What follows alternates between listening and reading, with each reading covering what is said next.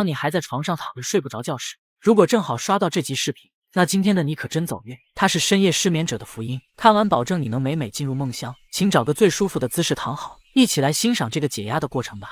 大城市卷不动的阿强，孤身来到野外过养老生活。在徒步数十公里后，他来到一处地势开阔的斜坡，决定就在此处安家落户。他先是根据规划出来的区域挖掘泥土，看样子至少有个一室一厅。出门没看黄历的阿强今天没走好运，挖到一半就碰到了坚硬的岩石层，这让他挖掘起来非常的费力。好在坚硬的地基有利于庇护所的稳固，因此阿强并没有感到气馁，继续用凿子在角落处凿出基坑。对于拥有2年半野外生存经验的强哥，自然少不了原木碳化这一重要的步骤。毕竟以后自己走了，还有自己的儿子、孙子乃至曾孙子。随之烟雾弥漫整个山谷，被熏得睁不开眼的阿强，刚好可以趁着原木碳化的间隙，继续挖设基坑，然后就可以一一将立柱插入。像这样大腿粗的树胸，阿强一共安排了7根。在搭设地基框架的过程当中，还要用水平仪来保证没有误差，然后就可以做好标记，方便后续搭建。不过在这之前，还要制作好一副木梯，毕竟阿强的身高是他多年不愿提及的硬伤。对于每一根原木都要处理出凹槽，毕竟只有我们老祖先发明的榫卯才最完美适配于每根原木之间的连接，然后再用铁钉加以固定。其他横梁的搭建也是如法炮制。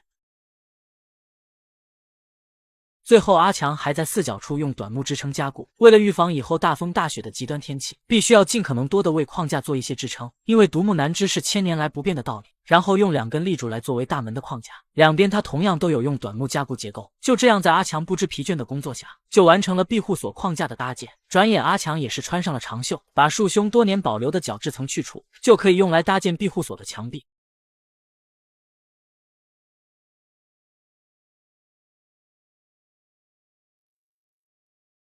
对于长得参差不齐的树胸，直接将多余的部分锯掉就行。随后阿强取来一张硕大的防水布，将其钉在刚搭设好的墙壁上，这样也能隔绝沙土与冷风的侵入。其他墙面的搭建也是如法炮制，由于都是处理好的野生木板，因此这并没有花费他很多时间。对于侧墙的部分，阿强只需要施展一些小魔法，就能为他省下许多的力气。最后再同样裹上防水布。不得不说，强哥真是个狠人。老婆在家美如花，但阿强从来不回家，非得来到野外笑哈哈。这不在谈笑风生中，屋顶部分就铺设完毕了。最后再把屋顶木板多余的部分锯掉。看得出来，阿强对他的工艺非常的满意。喝起了惬意的小茶，狗子也在一旁呼呼大睡起来。趁着这会儿功夫，阿强开始铺设屋顶的防水布。对于每一钉每一锤，他都非常仔细，因为他知道每年这里都会下很大的雪。总有粉丝问，防水布真的能防水吗？阿强也是废话不多说，直接暴力测试了一番。看得出来，别说防水了，就算是防火也完全不差事情。由于现在天色还早，阿强并不打算停下手来，而是继续完成前墙的搭建。看似简单的过程，实则操作起来也非常容易。严谨的他还在前墙背面垫好隔热棉。这件事完成之后，阿强将这种防潮胶布裁成合适大小，然后铺在地基龙骨上。这种材质的胶布只需要微微加热，就可以牢牢粘连在框架上。好处就是粘连后不容易分开，且不会漏风。至于坏处嘛，自然是比较耗费燃料。之前有粉丝建议小雨在铺设前要在地面上撒上一层石灰粉，小雨因此连夜告知阿强，他也是虚心接受了我们的建议，然后把树胸剔下来的角质均匀铺上，最后再把木板钉在龙骨上。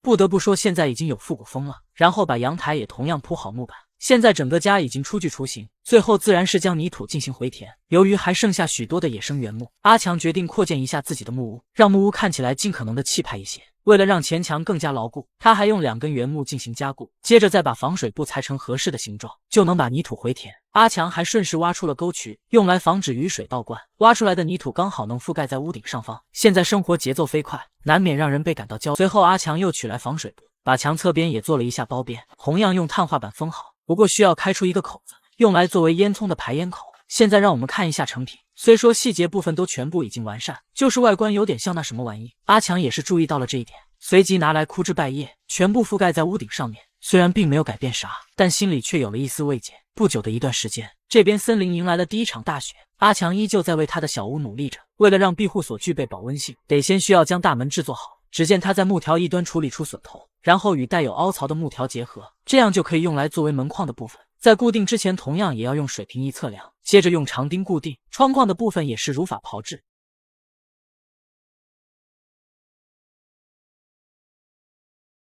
要说这小子没做过几年木工，我是不信的。你看他只需要用3下5除2的功夫，就打造好了一张专属大门。要说满分10分，我只能给他打9.4分，因为确实有1.6。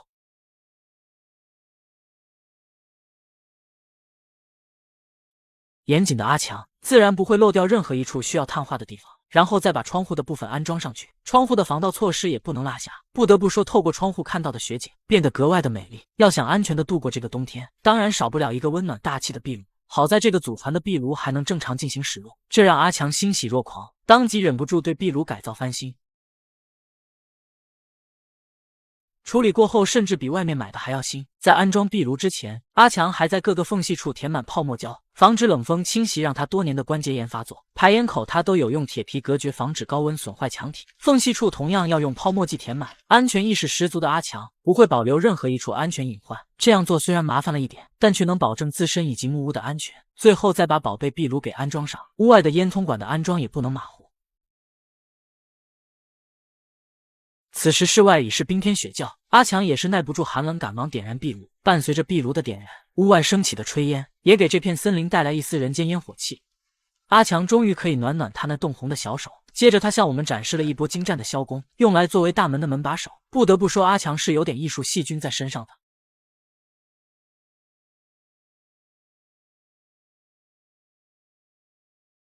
作为一个优秀的木工，就是从事一切有关木材的加工的工作，都要把榫卯结构用到极致，这样制作出来的框架稳固无比。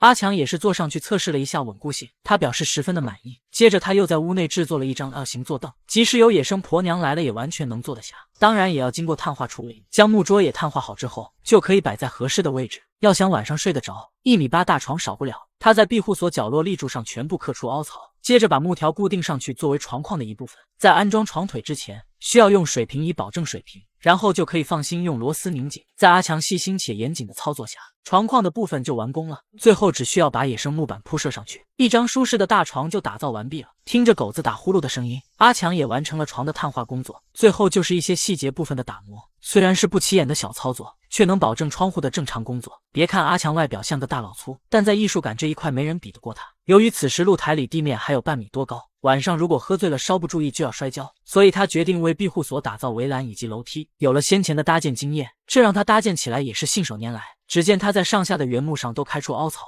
就能轻松将原木卡进去。即使阿强没有任何的图纸，但每一根原木应该摆放的位置，在他心里都被安排得十分妥当。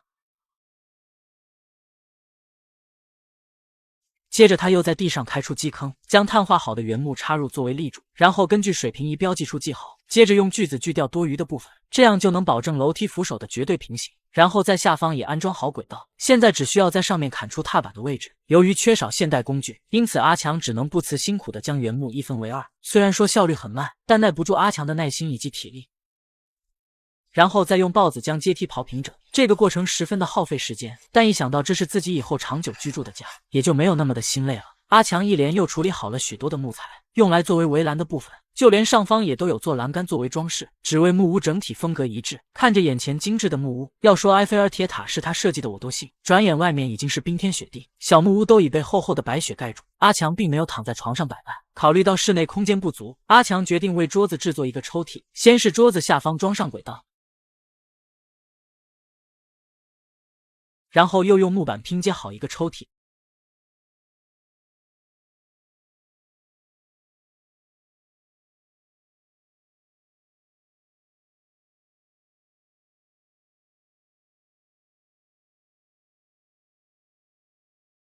现在就能对号入座。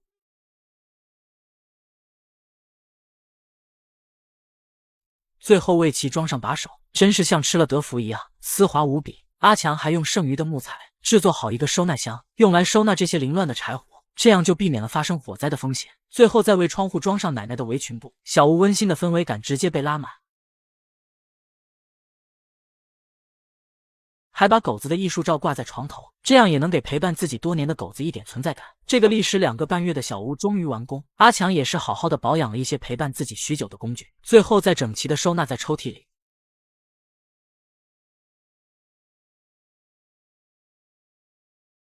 收拾好行李，阿强准备带上狗子去外面寻找野生婆娘了。